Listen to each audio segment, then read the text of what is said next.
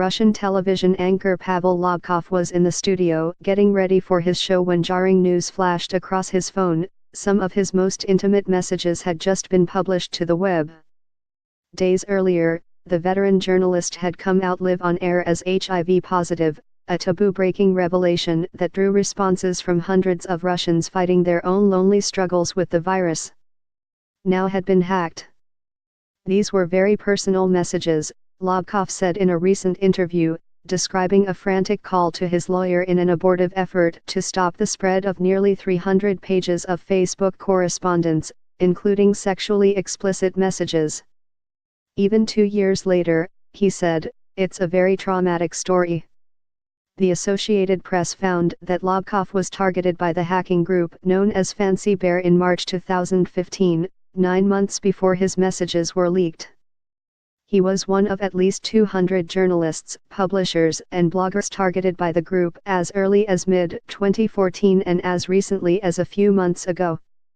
Sign up today for a free 30-day free trial of unlimited digital access. The AP identified journalists as the third largest group on a hacking hit list obtained from cybersecurity firm SecuriWorks, after diplomatic personnel and U.S. Democrats. About 50 of the journalists worked at the New York Times.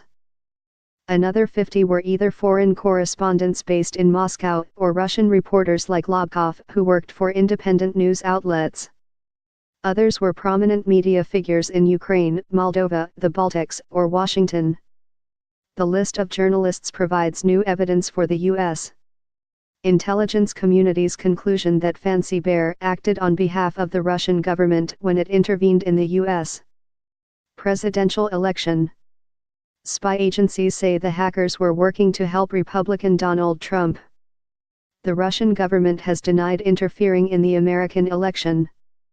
Previous AP reporting has shown how Fancy Bear, which SecuriWorks nicknamed Iron Twilight, used phishing emails to try to compromise Russian opposition leaders, Ukrainian politicians, and U.S.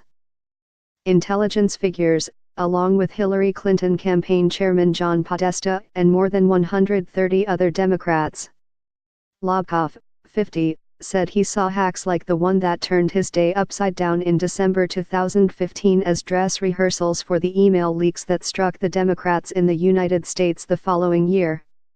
"I think the hackers in the service of the fatherland were long getting their training on our lot before venturing outside."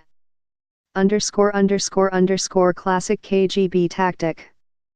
New Yorker writer Masha Gessen said it was also in 2015 when SecuriWorks first detected attempts to break into her Gmail that she began noticing people who seemed to materialize next to her in public places in New York and speak loudly in Russian into their phones, as if trying to be overheard.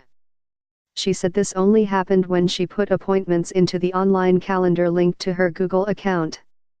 Gessen, the author of a book about Russian President Vladimir Putin's rise to power, said she saw the incidents as threats. "It was really obvious," she said.